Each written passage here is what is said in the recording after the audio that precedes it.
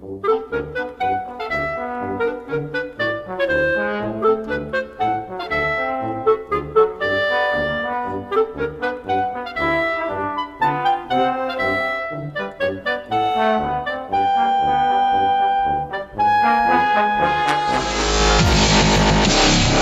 to the Right to Reason podcast. I am your host, Robert Stanley. We are talking to David G McAfee about his new book, Hi, I'm an Atheist.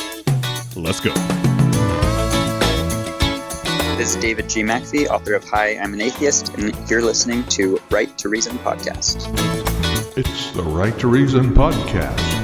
This episode of the Right to Reason podcast is brought to you by our patrons and contributors like me. We have all recognized the value of the unrestrained marketplace of ideas and have decided to make a difference. You can make a difference too. Contribute at patreon.com/right and learn more about your right to reason at therighttoreason.com. Your activism is appreciated. What a day this has been. What a rare mood I'm in. David G McAfee, how are you, sir? I'm doing quite well. Yourself? I'm fantastic, man. It's so weird that it's been over 4 years of doing this broadcast, and this is the first time you've been on, but I've been following your career forever. How many books have you done now? This is actually my 9th published book. Hi, I'm an Atheist. What that means and how to talk about it with others. I enjoyed the book. It was positive. So much atheist content out there is extremely negative, and for, I think partly for good reason. We are a little pissed off, especially with, I'm in Texas, so we just had some abortion laws come through that pissed a lot of the secular community off. You hear about that one? Oh yeah. Yeah, that was a very bad instance of religion trying to interfere with our government, and atheists, secularists, people, anybody who values separation of church and state, which actually includes a lot of Christians, are really pissed off about that. David G McAfee is a journalist and author of No Sacred Cows, investigating myths, cults, and supernatural and the supernatural, as well as the founder of the Party of Reason and Progress, a group that advocates for evidence-based policymaking. McAfee, who writes about science, skepticism, and faith for his No Sacred Cows blog on Patheos, attended University of California, Santa Barbara, and graduated with a bachelor's degree in English and religious studies. Religious studies, that's interesting. I want to come back to that if we can, with an emphasis on Christianity and Mediterranean religions. So would you say that part of why you are able to write in, it's not just positive, it's like it's a non-judgmental way about religions, is partly because you've studied it so much?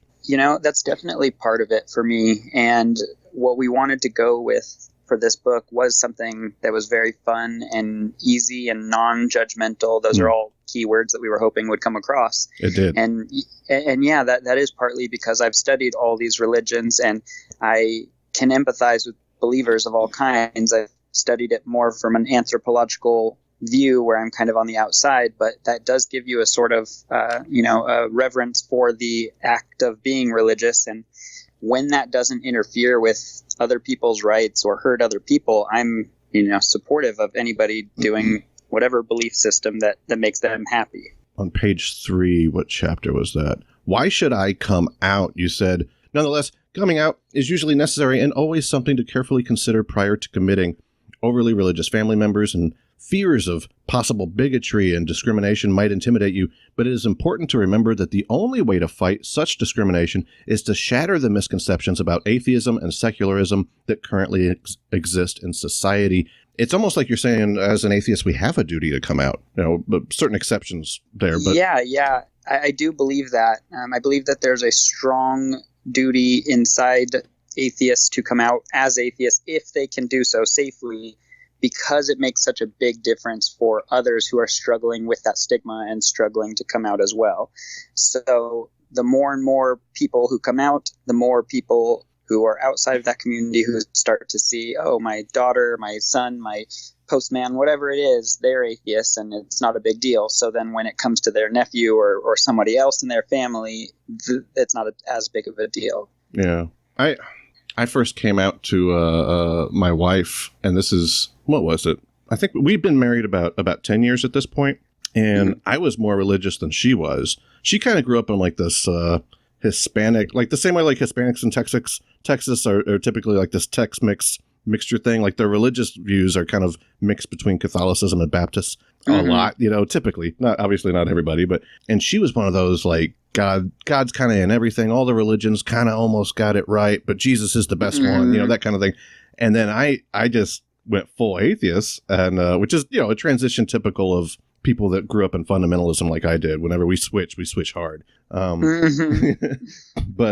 you wrote about that. This was the first chapter I did. I can never read books like we're supposed to, like the author intended. I always would go for the chapter that it says coming out to your significant other.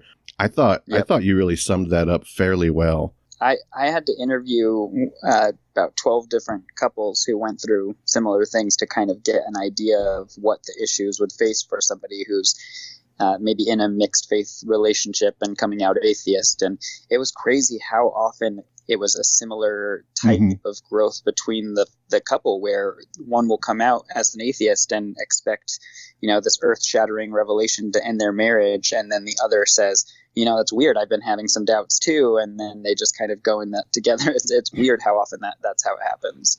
All right. I'm gonna give you let you guess, a little quiz. If you don't have your crystal ball in front of you, but if you did, what do you think was her last straw? Because eventually she became an atheist, of course. Nobody can live with an atheist, I think, long term without eventually switching. It's just, there's just too much evidence or lack of evidence on the other side. But either way, okay, so sexism in the Bible. Okay, that was, well, okay, we'll go sexism in the Bible, evolution, or historicity. You're going with sexism? Oh, yeah. I like sexism because I've seen a lot of women leave religion over me just showing them passages in the Bible. What was that one where like this lady gets raped and then her sex slave owner, it wasn't even like a husband, but the guy that owned her like just chops her into little pieces because she got raped? It's such a horrible story. There's so many examples. That's the preamble to saying what is supposed to happen, which if everything goes right according to the ancient holy scriptures, in a rape situation like that, they would just have to pay a few silver shekels to the husband / owner / parent, which is how they introduce that. Is here's what happens if you do it wrong, and then you got a killer, and then here's what happens if you do it right. You just pay some silver. It's no big deal. Yeah, save a life by paying for the. That's so horrible. You referenced Disproving Christianity and Other Secular Writings, another one of your books, which, by the way, if anybody wants to find this book real easy, click the link in the show notes. Let me read something from that one. I thought this argument, I've never heard this one before. I presented one very similar to my mom. But anyway, I want to read it. Heaven, as described by the Christian tradition, is eternal happiness in communion with God. True love consists of a relationship in which neither party can be genuinely happy without the other. Two people in a relationship of this, it's like you're making a syllogism right here, but it reads like a book, but I could tell you're up to something. Two people in a relationship of this nature could, because of different beliefs, be separated in the afterlife, and one could be sent to heaven without his or her significant other. All right, so we got heaven is happiness. True love means that you need the other person for happiness. Now, one of them goes to heaven, one doesn't. The Christian in heaven could not be happy without his or her partner, thus causing heaven to become a place of everlasting pain and sadness. A hell, heaven being hell. That's me adding that part. That's not. Because heaven is described as eternal happiness, this creates a contradiction in which the concept of a Christian heaven fails to be viable. Therefore, Christianity, which presupposes eternal bliss in heaven post-mortem, cannot be the true word of an all-knowing God. It's very simple, but it's a complex concept.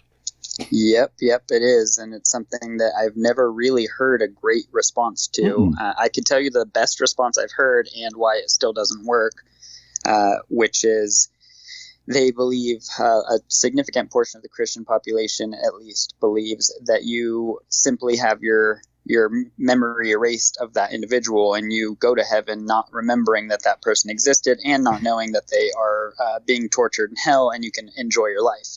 And my response to that is, if this is somebody who you truly love, especially somebody who you've been involved with for many years, most of your memories would involve them in some way. And so to wipe them from your memory would really substantially alter who you are entirely, especially if you've changed and grown together.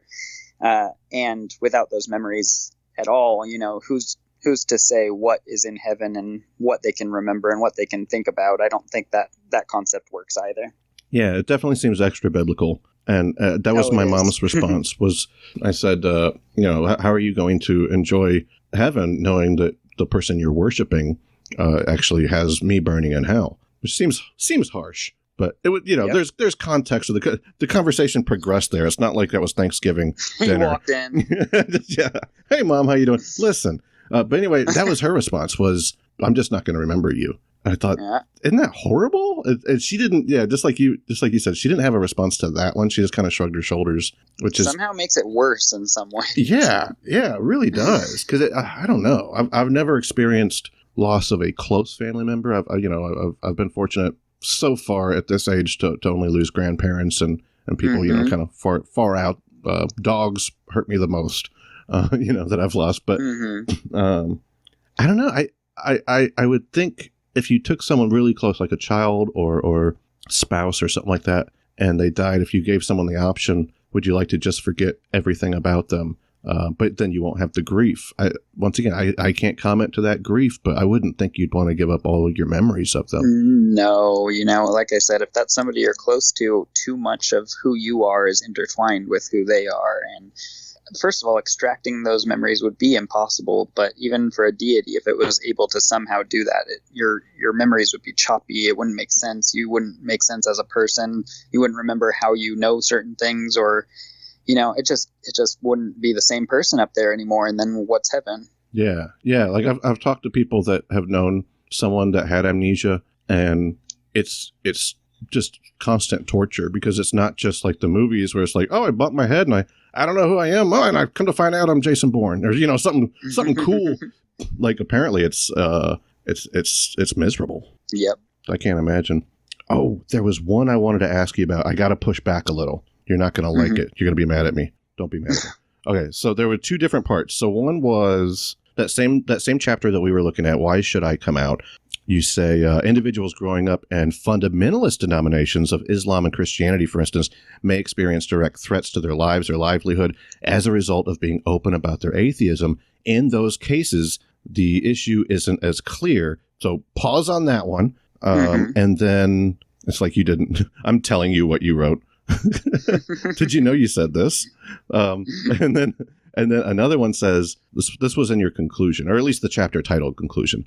But there is also a separate group of religious people in the world today. They are often pushing back against the liberalization of their religion and the growing secularization of first world nations. These hyper-religious zealots are the Islamic terrorists, proclaiming jihad against the Westerners, and the fundamentalist Christians bombing abortion clinics. I want to say there were other examples that I saw, but as I started seeing a theme, I started writing them down, and I wrote these two down in particular. Do you feel it's fair to compare the two? I mean, they're both clearly, Islam and Christianity are Abrahamic religions, and they both suck. But is it fair to kind of put them on an equal shelf as far as how horrible they are to the rest of the world? Oh, definitely. I mean, when you look at them from a phenomenological approach, when you look at the religions themselves, they are literally sister religions. They are, as you know, they come from the same Abrahamic faith, which is why they share a lot of the same violent tendencies. They come from the same storyline. They follow the same characters. They use the same stories. The Quran is literally the Old and New Testaments, and then adds on to it from there, just like the New Testament added on to the Hebrew scriptures, and then called it the Old Testament. So from just a scholarly academic view, they are identical. Then when you look at the harms that they cause, you can quibble about specific, like what causes what in what areas. But when you look at each individual religion and you look at the dangers that they face around the world, it is about even, because realistically in the United States, the 99% of our harm does not come from Islam. It comes from Christianity. And when there's a bombing or a shooting, it's often a fundamentalist religious Christian who is spun differently in the media. It's called a lone wolf or something like that. But these are usually people who write extensive manuscripts in their house about Christ coming back and, That stuff doesn't matter to us. When the exact same thing happens and it's Islam, it receives a different reaction here in the United States because this is a Christian country. But the statistics themselves show that in America, domestic terrorism, Christian terrorism is still our number one concern. Of course, if you go to another country where they're not as developed, you're going to feature entirely different landscapes, and the question will be entirely different. And in places in the Middle East, of course, Islam is vastly more threatening, more dangerous, and causing more harm than Christianity in those locations. So when you even everything out around the world, the math adds up that they'd cause about the same amount of deaths and damage and destruction. And the reason that Islam appears to be worse is looking at it through a Christian landscape. Even when you are not a Christian, if you're from America, you're going to look at it from a Christian view. And B, because Islam is newer. Islam is still going through a lot of the growing pains that Christianity went through 500 years before, So it's on the same exact track, the same path. So I don't really differentiate them for those reasons. For sure. Like in the news, what were those Michigan guys that they planned to kidnap their governor, I believe? Uh-huh. Like if that was a group of Muslims, the whole story would have been Islamic jihad to try to capture the senator. But yep. I think the news still called it terrorism, if I recall correctly. But it wasn't Christian terrorism, which. Yep. So I would say it's probably accurate that they're not calling it Christian terrorism, but they would be inaccurate. There is that propaganda, that bias to call it Muslim terrorism when it arises, for sure. Yep. Even if it's more politically based and not necessarily about the religion, it still gets that stamp. Which, if you look at these issues, if you look at what the political dynamic has been between the West and various countries in the Middle East, including Afghanistan, Iraq, etc., it becomes increasingly clear to anybody who just looks at it from an objective point of view that 90% of the issues are political in nature. Even when the Taliban goes to recruit people, they don't use religion to do it. They literally use politics to recruit people, and then their foundation is religion. They lure them in with the politics, and then they ease them into the religion. It's not the other way around. It's because it's easier to make the argument that these people keep bombing us, so let's go bomb them. They killed our family members, let's go kill them, than it is to, you're going to get 72 virgins or whatever. That stuff comes later and at a much higher level. But these are the worst places in the world. Like we can make comparisons. Even with violence in the U.S., they got a higher death count. There's more white nationalist Christian stuff happening on a regular basis, especially post 2001. But like when a Muslim does it, they go hardcore. They go hardcore? You mean they do more? Yeah, they like kill more people. Oh, that's not true either. Yeah, just if you look at FBI data, pure raw data alone, domestic Christian white terrorism kills more people in the United States than anything. It's the number one threat according to the FBI in their 2021 report. Agree to disagree, good sir. No, we cannot agree to disagree. You will look up the FBI statistics and then you will agree with me because it's a fact. Okay, well, I'll tell you what. I will check that out and get back to you. On 34, let's see. How can I be good without God? Our understanding of what is moral is always changing. For example, until a few hundred years ago, it would have been perfectly morally acceptable to own and sell human beings as slaves. I wonder about this one with like our current, that judgy side of atheism that you and I were referencing earlier, especially on the liberal side. The right are typically like, if they're the real heavy political Trump supporter people, they're typically assholes. But the left, the real far left kind of woke theme, like people, like they are not bashful about their criticism of others. Let's phrase it that way, right? And and I always think about this, slavery in particular, whenever I think about how we as liberals will attack someone else for just disagreeing with us. Like it could be something like CRT or systemic racism or anti-woman themes in the Bible, concepts on feminism, the Me Too movement, trans rights. These are things that we feel a strong moral connection to. But I feel like whenever we're not talking about legislation, we're talking about an argument on Facebook or an argument over Thanksgiving dinner. You know what I mean? Or you and your neighbor getting the mail at the same time, and so you start arguing.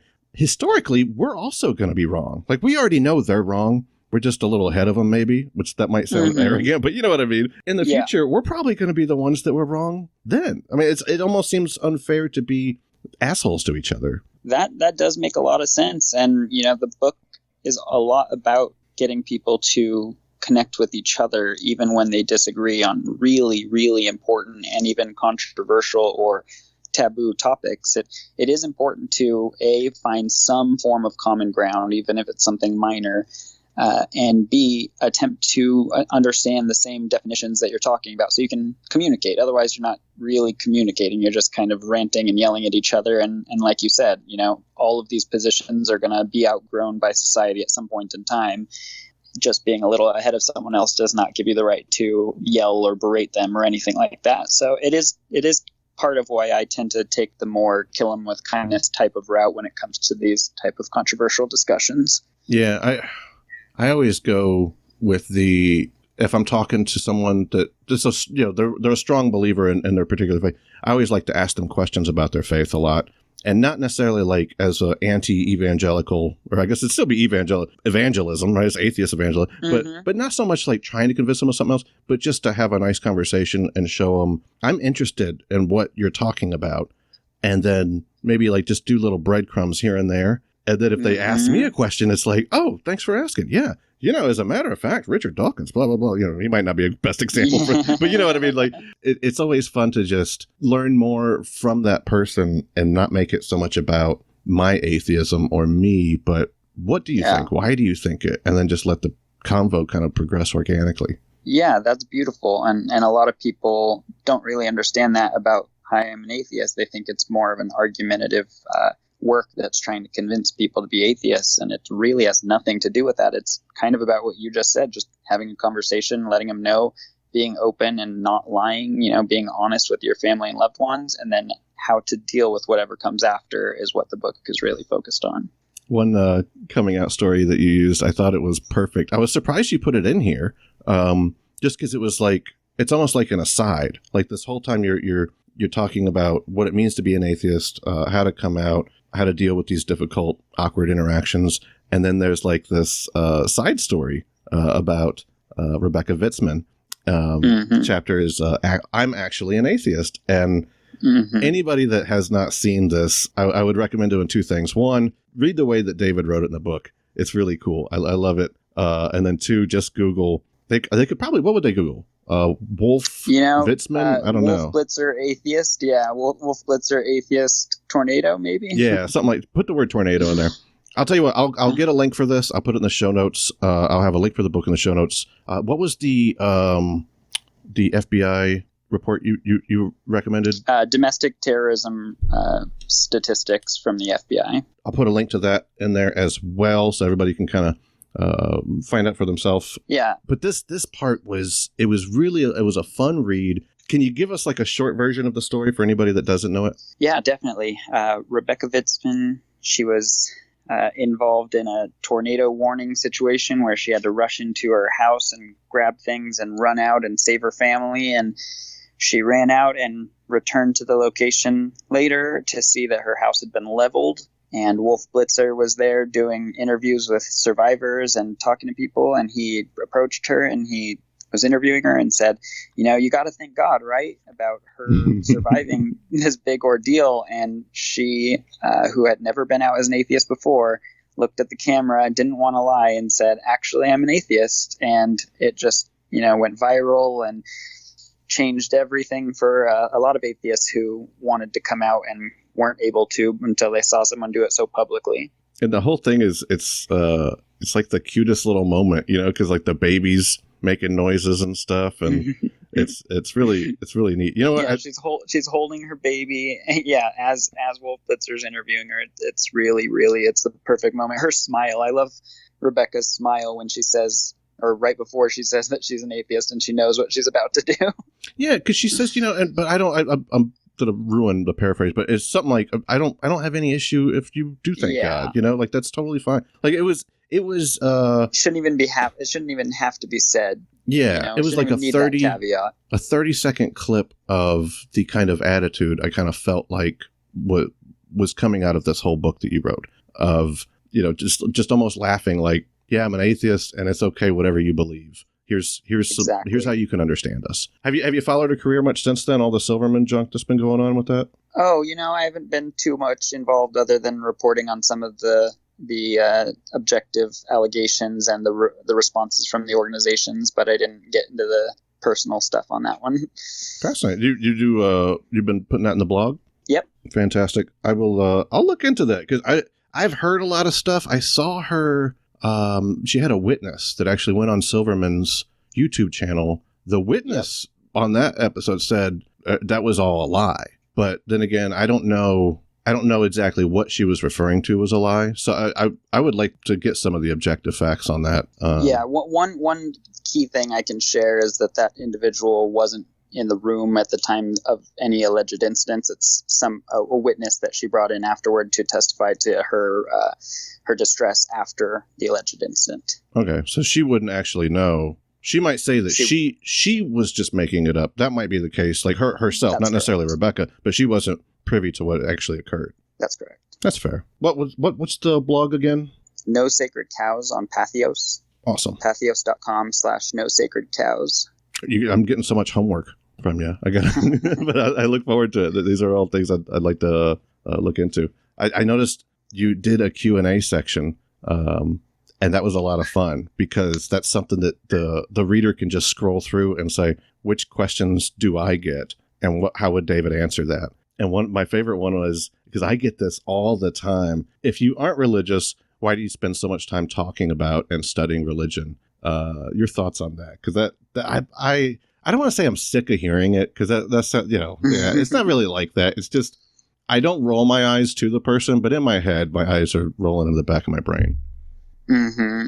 There are so many good answers that can apply to different people. It's just, I think that question is more of a distraction. I don't think the individual asking is usually in good faith. But in answering in good faith, a lot of people, if they're vehemently opposed to religions or religious influences in government, it would make sense for them to be obsessed with something or to focus on something that they think are causing harm. It's like asking a firefighter why they care so much about fires, and you're trying to stop these things from taking over, and it makes sense. And for me, there's another layer where I'm also just genuinely intrigued by religions and have always found them fascinating to learn how people believe things with so much in their heart that they know that it's true, and then somebody across the street believes completely opposite things, but with equal fervor. And I just have always been fascinated by that, and so of course I'm going to study it and learn as much as I can about this process that I'm not involved in and kind of an outsider looking in. I've been on like this little rabbit trail lately with one thing. I was looking up Sumerian gods. Mm-hmm. And, like we know the name Gilgamesh, but all these other gods, the one that was really neat, it was Enlil, I think I'm pronouncing that correctly, it was like a god of water. And it seems like a lot of these gods got combined into the monotheistic Jewish idea of God that, later in their Judaism, they became monotheistic, right? And I was looking at all the L's. And, El Shaddai, what are some other ones? Elohim, yeah. I can't think of all of them, but yeah, a bunch of, and I don't know. I'd love to pick your brain if you've gone down this rabbit trail too. I'm in the middle of it. You know what I mean? So I haven't come to any conclusions, but you're right on the right track. Yeah, that all tracks. A lot of the monotheistic traditions were taken from Mesopotamian and Babylonian influences, because there's right there in that region. And that's definitely one of them. There was a deity just named El, and they were able to incorporate that into their, as their pantheon slimmed down to one, they were able to give it multiple names, including Elohim, including all these different iterations that are similar to other local deities in the region. That's all actually established academic.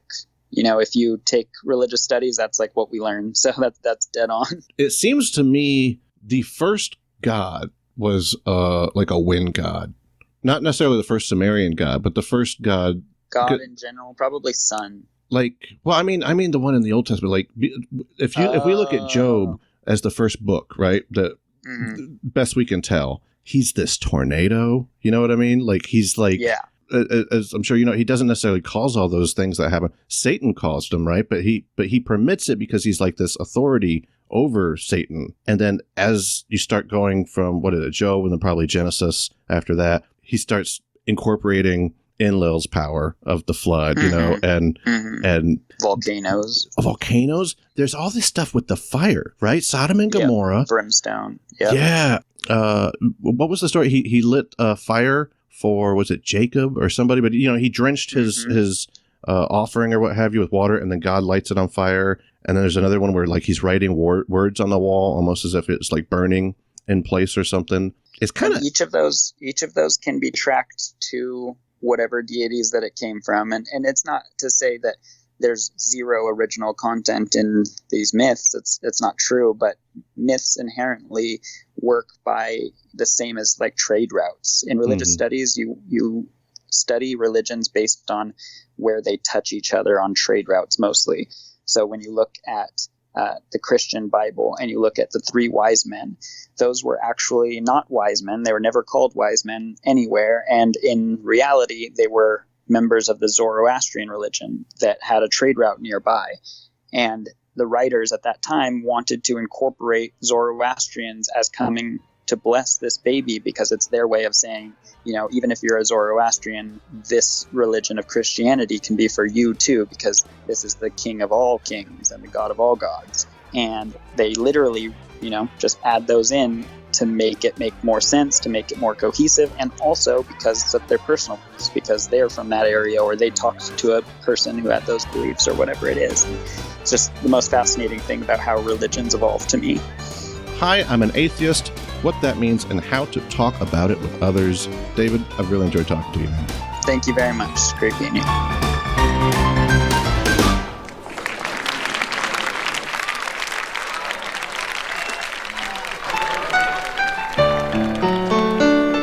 Thank you to David G Mac. Thank you to Dave Blair at DaveBlairMusic.com. Thank you to FeedSpot.com for promoting the Right to Reason to the top 10 Atheist podcast. Thank you to our patrons. Oh, not done yet. Here we go.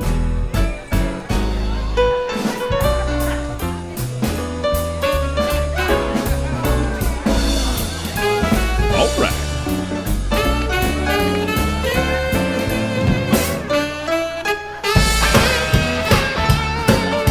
Phil Calderon, Jason Parker, Freethinker 215, Alan Marks, Philip Spawn, Bernard Lamberell, Anima Man, Larry Wilson, Brittany Catherine, Michael Moore, Catherine Klass, Rob Schreck, and our top supporter, Rob Montgomery. Jesus, this is becoming like a militia, or at least an offensive line. You can support this broadcast at patreon.com/right and learn more at therighttoreason.com. Next week, we're debating the Freedom to Vote Act. Conservative Javier thinks it's a violation of states' rights, so we've brought a constitutional lawyer to straighten them out. Between now and then, remember that you have the right to reason. Then put your little hand in mine. There ain't no hill or mountain we can't climb. This is the Right to Reason podcast. I got